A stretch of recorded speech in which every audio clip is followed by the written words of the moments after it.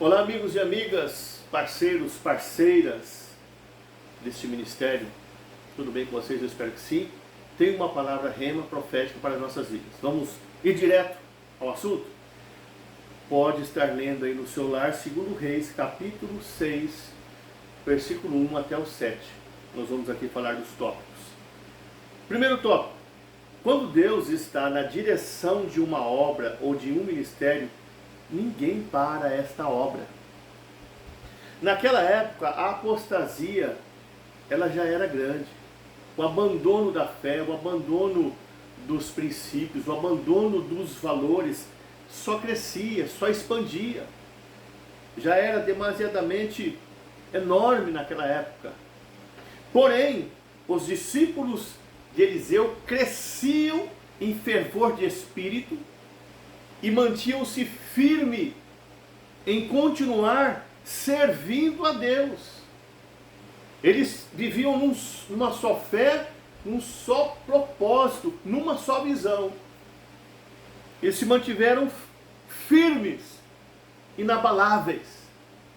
Foi o que aconteceu com Neemias, em Neemias capítulo 6, versículo 2. Neemias 6, 2, Sanbalat, Tobias e Gesem vão tentar tirar ele do foco. Neemias, vamos até o vale. Você precisa se distrair um pouco. Aí Neemias 6,3, ele diz: eu estou fazendo uma grande obra, de tal maneira que não posso descer e ir ter convosco, senão cessaria esta obra. Então entenda uma coisa: quem dá ouvidos a Deus, não consegue dar ouvidos a mais ninguém. Ele já tinha dado ouvidos a Deus, naquilo que era preciso ele fazer. E quando vê as pessoas tentar tirar o foco dele, daquilo que ele já estava fazendo para o Senhor, ele não dá ouvidos a eles. Porque ele já tinha dado ouvidos ao Senhor. E por isso que está escrito em Isaías 43, 13. Ainda antes que houvesse dia, eu sou, e ninguém há que se possa fazer ele escapar de minhas mãos. Operando eu, quem impedirá? Quando um homem de Deus, uma mulher de Deus, ouve a Deus, ninguém pode impedir esta obra. Ninguém pode impedir o agir de Deus na vida dessa pessoa, desse homem de Deus, dessa mulher de Deus. Tópico 2. Deseje que o seu ministério ou igreja que você congrega cresça. Foram os discípulos de Eliseu que perceberam que o lugar que eles estavam, que o ambiente que eles estavam, estava estreito, estava ali ficando já pequeno. Então, eles decidem descer ladeira abaixo e ainda chamam Eliseu para ir junto, para chegando lá cortar madeira e construir um templo maior, ou ampliar esse templo. Qual a revelação que nós temos aqui? Hoje em dia, dentro da igreja, os líderes têm que orar muito, têm que jejuar muito, para Deus enviar pessoas de fora, para cooperar com a obra, com o crescimento da obra, com a expansão da obra, porque os obreiros de dentro não dizimam, não ofertam, não têm uma visão correta do reino de Deus, não querem ver a igreja crescer, não querem ver o ministério expandir, não têm amor na obra de Deus, só querem ver o seu crescimento, tendo bastante dinheiro no bolso, dando para ir no shopping, comer bem, beber bem, comprar roupas, comprar sapatos, só tendo muito dinheiro no bolso, para viajar, para curtir, para festejar, está bom demais. Estão preocupados com o seu crescimento, mas não têm amor à obra de Deus. Não querem ver a obra de Deus crescer e expandir na terra. Os discípulos de Eliseu que perceberam isso e chamaram ele, que era o líder: vamos descer ladeira abaixo, perto do rio, vamos cortar madeira, vamos ampliar esse templo, queremos ver o crescimento, a expansão desse lugar. Hoje os líderes têm que jejuar e orar para que isso aconteça com os de dentro. Deus envia os de fora. Cansei de ver pessoas da religião católica, pessoas da religião budista, pessoas da religião espírita virem abençoar a obra de Deus, e os obreiros, ovelhas que dizem amar Jesus, que escorrem lágrimas adorando a Jesus: eu te amo, e louva, e canta, e profetiza, mão fechada, mão de vaca, não dizima, não oferta, não ajuda a obra de Deus. É como está escrito em Ageu 1, ao 4. Aplicai os vossos corações aos vossos caminhos. Semeais muito, mas recolheis pouco. Comeis, não vos fartais. Bebeis, mas não vos saciais. Vestivos, mas ninguém se aquece. E o que recebe salário no saquetel furado. Aí você vai em Ageu 1:9. Olhastes para muito, mas eis que alcançastes pouco. E este pouco, quando o trouxeste para casa, eu vos assoprei, diz o Senhor. E por quê? Por causa da minha casa que está deserta. E cada um de vós corre para a sua própria casa. Nós temos que ter amor pela obra de Deus. Amor pelo ministério que eu congrego. Honrar a camisa que eu estou vestindo. Andar de mãos dadas com os líderes. Ter a visão do crescimento da obra, expansão, multiplicação. E os discípulos de Eliseu tinham essa visão. Tópico 3. Cada um fazendo a sua parte. É como está em 1 Coríntios 3:9. Eu sempre narro esse versículo. Nós somos cooperadores de Deus. Vós sois lavoura de Deus e edifício de Deus. Então nós temos que cooperar aqui na terra com Deus. A obra dele para crescer, eu sou um canal de bênção aqui. Eu sou um veículo. Nas mãos dele eu tenho que cooperar com ele.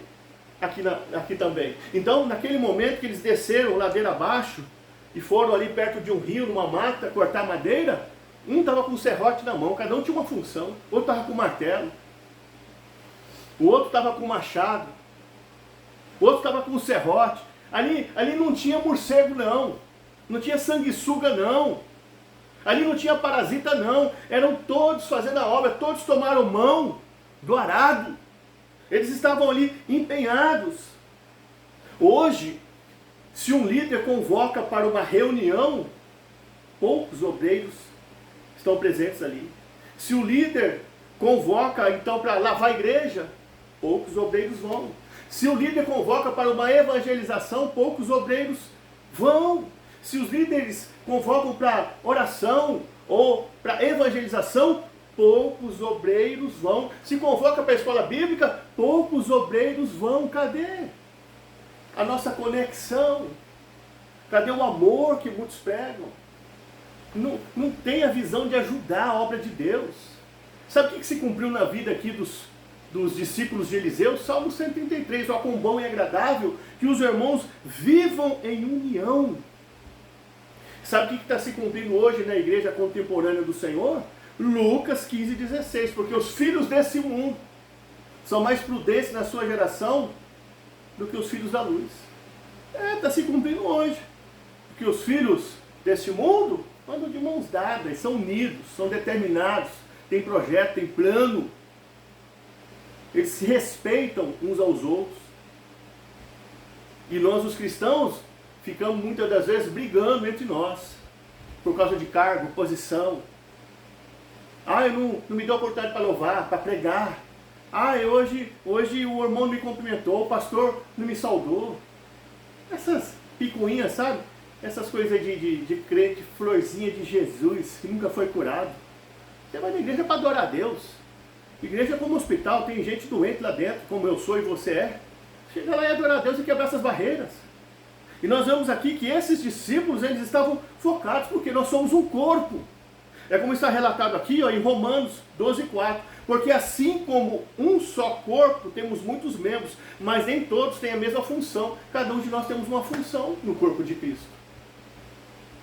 Tópico 4. Os discípulos de Eliseu sabiam lidar com a crise. Eles não se desesperaram porque um dos discípulos tinha perdido o machado. Eles não o exortaram. Eles não o acusaram. Eles não o disciplinaram. E nem o confrontaram. Pelo contrário, estenderam a mão e o ajudaram.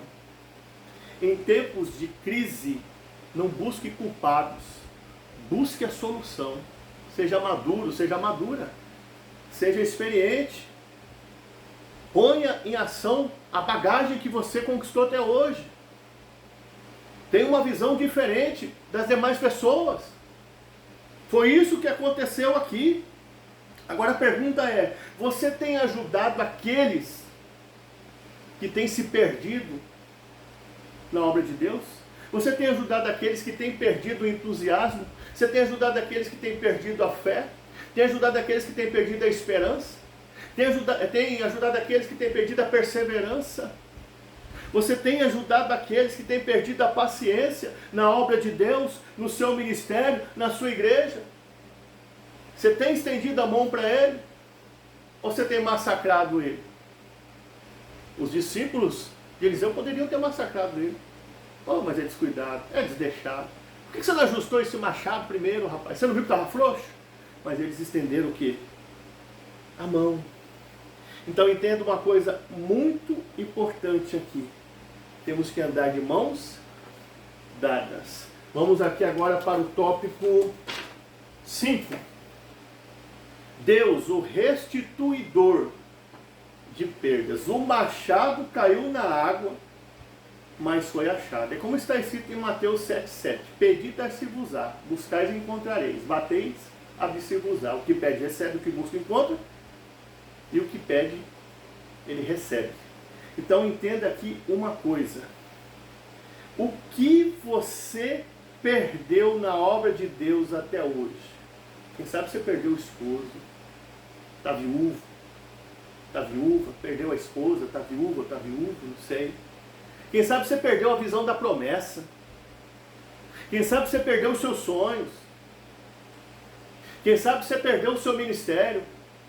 Perdeu o reconhecimento, o prestígio ministerial que você tinha. Perdeu a admiração das pessoas. Perdeu os seus projetos. Perdeu o foco, perdeu a audição espiritual. Perdeu a visão espiritual. Perdeu o apetite pela palavra. Eu não sei o que você perdeu. Mas o mais importante de tudo, não importa o que aconteceu com você, o que importa é o que você faz com o que acontece com você, o que você tem feito até hoje com tudo que aconteceu na sua vida.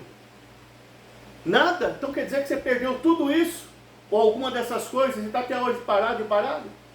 Deus é aquele que quer te restituir ministério, restituir família, restituir o teu ente querido, restituir pessoas que você ama. Perdeu o relacionamento, perdeu a conexão. Ele quer restituir, mas você precisa se ligar nele. Você precisa estar ligado com o Senhor. Henry Ford, o inventor do automóvel, antes de inventar o automóvel, ele faliu 2 vezes e ele deixou uma frase: o fracasso é a oportunidade que nós temos de recomeçar com mais inteligência. Tópico 6. O machado caiu, mas não permaneceu caído. Então entenda uma coisa, não aceite a situação, não aceite a frustração, não aceite a derrota, não aceite esse emaranhado da sua vida. Ah, pregador, mas você não fala que no cristianismo tem perdas? Sim, mas eu não estou falando que você tem que ficar prostrado a vida inteira só recebendo tudo isso e dizendo, tá bom, Senhor, obrigado, Senhor. Não, você tem que reagir. Faz parte da vida, é o processo, ele permite situações, ele permite acontecimentos, mas não quer dizer que eu vou ficar prostrado. Tá bom, Senhor, é a tua vontade. Não, você tem que reagir, porque nós somos mais do que vencedores. Então entenda uma coisa, lá em Provérbios 24:6 está relatado que 7 vezes cairá o justo, mas se levantará. Se você for em Salmos 37:24, ainda que caia, não ficará prostrado. Então não fique aí nessa situação não mais, não mergulhe mais nela não. Sigamos a orientação que o Senhor deu para Ezequiel 2:1, filho do homem, põe-te em pé e falarei contigo. Filha do homem, põe-te em pé e falarei contigo. Se coloque de pé. Tópico 7. Corpo sem cabeça não funciona. Assim como o cabo sem o machado não tem utilidade nenhuma, assim a igreja sem o cabeça, que é Cristo, não vai chegar a lugar nenhum. É como está escrito em Colossenses 1:18. Ele é a cabeça do corpo, que é a igreja. Então entenda uma coisa, se os membros de uma igreja, se os discípulos de uma igreja querem avançar na obra de Deus, querem prosperar, querem crescer, expandir, alcançar o melhor de Deus, tem que estar ligado na videira. Que está escrito lá em João 15:5. Eu sou a videira, vós as varas. Aquele que está em mim e eu nele, esse dá muitos frutos, porque sem mim nada podereis fazer. Eu não vou chegar a lugar nenhum sem o meu Cristo, e você também não vai chegar a lugar nenhum sem o teu Cristo. Ele é o cabeça. É como está relatado ali em Isaías 64:8. Senhor, Tu és o nosso Pai, nós somos o barro. Tu és o oleiro e todos nós somos obras das suas mãos. O melhor lugar para estar é nas mãos do Senhor. Tópico 8. Não se afunde junto com o machado. Não se afunde mais ainda nessa situação. 2 Coríntios 1:8. E não quero, irmãos, que ignoreis a tribulação que nos sobreveio na Ásia, porque de tal maneira fomos agravados, que não podíamos suportar, que até da vida desesperamos. Paulo ficou desesperado, mas não perdeu o equilíbrio. Vai em 2 Coríntios 1:10, o que ele escreveu ali? O qual nos livrou de tão grande morte. Ele teve o livramento. Tem livramento para a sua vida. Não se afunde mais ainda nessa situação. Não mergulhe mais ainda no poço. Não aceite a derrota. Lembra da viúva, 2 Reis capítulo 4? Um dia desse eu falei sobre isso. O profeta fala para ela: o que você tem? Tua serva não tem nada a não ser uma botija de azeite. Não se desespere. Você ainda tem Deus, que pode virar esse cativeiro, mudar a sua vida, reescrever a tua história, te exaltar e te colocar para se assentar em lugar de príncipe. Tópico, para encerrar agora, né? Tópico 9. Depois que o madeiro foi lançado na água, tudo foi transformado. O madeiro simboliza a cruz de Cristo. E depois que o madeiro foi lançado na água, o ferro, o machado flutuou. Depois que Cristo carregou o madeiro nas suas costas, foi crucificado no madeiro e ressuscitou ao terceiro dia, nós que estávamos no fundo do poço da perdição, passamos a começar a flutuar nas águas do Espírito. Eu não disse aqui que depois que o madeiro foi lançado, o ferro flutuou? Simboliza isso. Cristo morreu, ressuscitou, ele foi pregado no madeiro. E depois que ele ressuscitou, nós estávamos no fundo do poço da perdição, águas sujas. Mas aí então nós passamos a flutuar nas águas do Espírito. Para encerrar, você vai lá em Gálatas 5:24. E aqueles que são de Cristo crucificaram sua carne e suas paixões e concupiscências. Então, quem é de Cristo já crucificou a sua carne na cruz com as suas paixões mundanas. E ele vive em espírito para Deus. Que essa mensagem faça parte de nossas vidas.